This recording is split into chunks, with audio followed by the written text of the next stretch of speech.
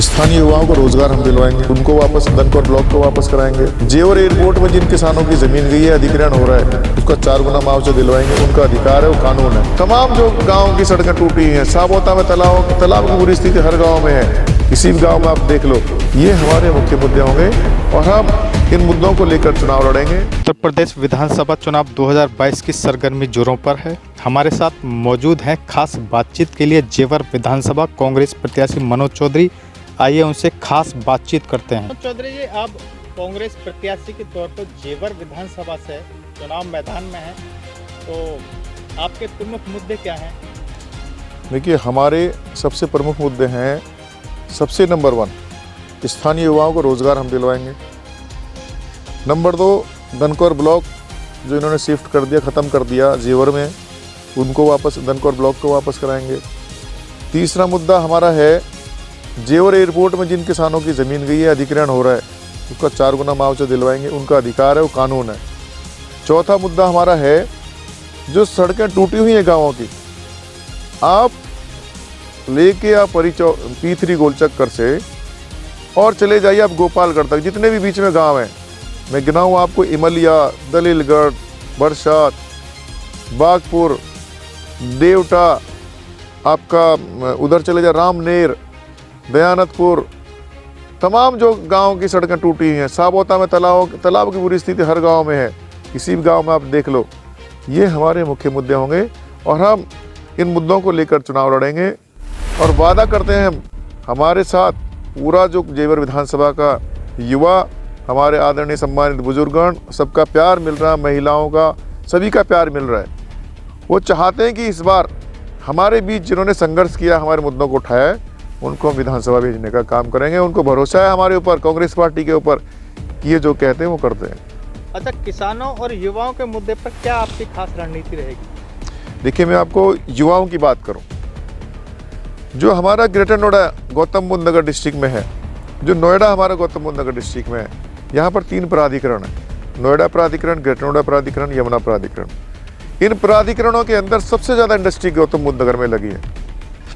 और यहाँ पर दूसरी बात, एशिया में का सबसे बड़ा नॉलेज पार्क, यहाँ पर एजुकेशन हब है, वो ग्रेटर नोएडा में है, जिसमें लाखों बच्चे पढ़ के निकल रहे हैं। और यहाँ पर कंपनियाँ इतनी हैं कि उन लाखों बच्चों को, स्थानीय युवाओं को, जो गौतम बुद्ध नगर में वास करते हैं, जो मूल निवासी गौतम बुद्ध नगर के हैं, सबसे पहले उनको नौकरी मिलनी चाहिए। हम उनको नौकरी दिलवाने का काम करेंगे, ये हमारी प्रमुखता होगी। अच्छा, बात यदि किसानों की जाए तो इस जेवर विधानसभा में ही भट्टा पारसोल जैसा एक कांड हुआ था, उसमें कांग्रेस के राष्ट्रीय अध्यक्ष राहुल गांधी भी हिस्सा लेने आए थे और उनके आने के बाद भी ये एक किसान आंदोलन बड़े पैमाने पर पूरे देश में ये फैला था और आप उसी कांग्रेस से प्रत्याशी हैं मैदान में। तो ये बताइए, जो भूमि अधिग्रहण का संशोधन भी हुआ था, क्या उसका लाभ मिल पा रहा है? जेवर एयरपोर्ट जैसे एक बड़ी यहाँ एक परियोजना यहाँ शुरू की है केंद्र सरकार ने, क्या मानना है कि इसमें भूमि अधिग्रहण का लाभ मिला लोगों को? अगर भूमि अधिग्रहण बिल का लाभ मिलता तो क्यों किसान आज भी धरना कर रहे होते? क्यों किसान आज भी परेशान है? भूमि अधिग्रहण बिल जो कांग्रेस पार्टी ने बनवाया 2013 में, उसका पूरा लाभ किसानों को मिलना चाहिए था। लेकिन भाजपा सरकार ने, भाजपा के विधायक ने उन धज्जियों को उड़ाते हुए, कानून का सम्मान ना करते हुए, जिन किसानों को 4 गुना मुआवजा मिलना चाहिए था सर्किल रेट के हिसाब से, उसको ना दिलवाने का काम किया है। जेवर एयरपोर्ट में युवा साथी हमारे नौकरी मांग रहे हैं, वो एक कैंप लगाने को तैयार नहीं है, जबकि वो कहते थे कि हम युवाओं के लिए कैंप लगाएंगे। आज वो परेशान है, वो उनका दर की ठोकरें खा रहे हैं। दूसरी बात, एयरपोर्ट में उन्होंने बोला था कि जब हम आपको शिफ्ट करेंगे, उससे पहले आपके मकान बन जाएंगे, तब आपको शिफ्ट करेंगे। लेकिन उन्होंने ऐसी हालत कर दी, पुलिस लगाकर रोही में लाठीचार्ज तक उन्होंने किया कि जल्दी से जल्दी ऐसे मकानों को खाली करो।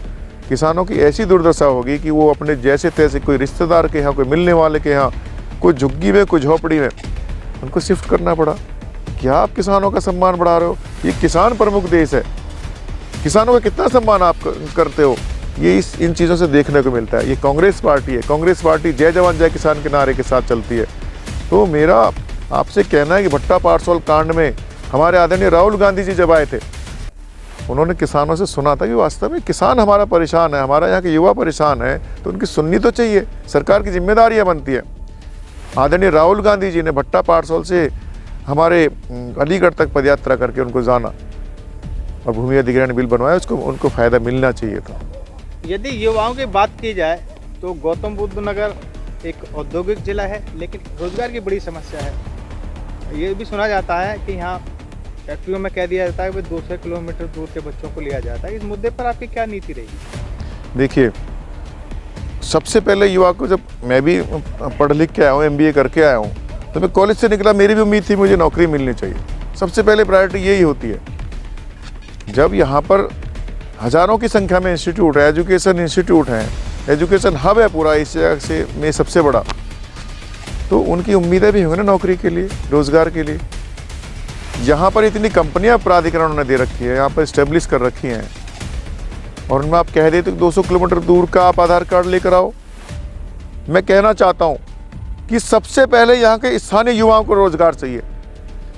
ये कंपनी हमारे किसानों की ज़मीनों पर बनी हुई है, हमारे युवा साथियों के किसी के माँ किसी के बाप की जो धरोहर थी उसको ख़त्म करके कंपनियाँ बनाई गई हैं। सबसे पहला अधिकार हमारा होना चाहिए, इसके लिए हम आंदोलन करेंगे।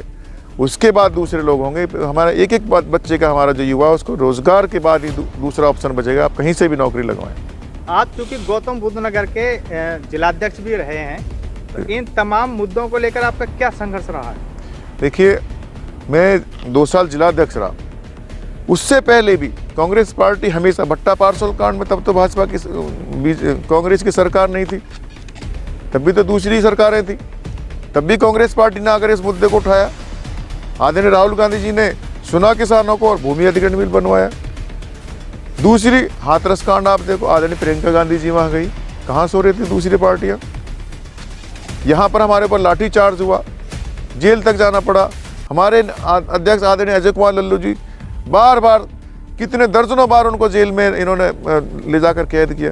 तो कांग्रेस तो समस्याओं के लिए लड़ती रहेगी, ये आज़ादी के लिए भी लड़ी है, ये डरने वाली नहीं है। अगर किसी के आमजन के साथ समस्या होगी, उसमें मजबूती से के साथ खड़ी है। चाहे हम कांग्रेस पार्टी के कार्यकर्ता ना किसानों के लड़ने से के साथ खड़े हैं, ना उनके भाजपा सरकार के और सत्ता के खिलाफ लड़ने से डरते हैं। अपने हक को मांगने के लिए मजबूती से लड़ते हैं, चाहे सरकार हमें जेल में भी डाल दे, हम उससे डरने वाले नहीं। यदि आपकी जीत सुनिश्चित होती है तो आपकी पहली प्राथमिकता क्या होगी?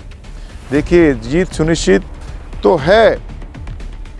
यहाँ के जो हमारे युवा साथी हैं, जो किसान हैं, मजदूर हैं, महिलाएं, बेटियां हैं, उन्होंने हमारे ऊपर इसलिए भरोसा करते हैं कि इनको पता है कि कांग्रेस पार्टी ने, चाहे वीवो का मामला हो, चाहे दनकौर ब्लॉक का मामला हो, चाहे अमरपुर डंपिंग ग्राउंड का मामला हो, चाहे एयरपोर्ट का मामला हो, भट्टा पारसोल कांड जो हुआ उसका मामला हो, तमाम जगह मजबूती के साथ खड़े हैं, लड़े हैं। और जो जनता जनार्दन है, उनका भरोसा हमारे ऊपर है। उनको पता है कि ईमानदार प्रत्याशी है, उनको पता है कि पढ़ा लिखा प्रत्याशी है, उनको पता है कि 24 घंटे हमारे साथ रहने वाला प्रत्याशी है। और उनकी प्यार को देखते हुए कांग्रेस पार्टी ने मेरे को प्रत्याशी बनाया है।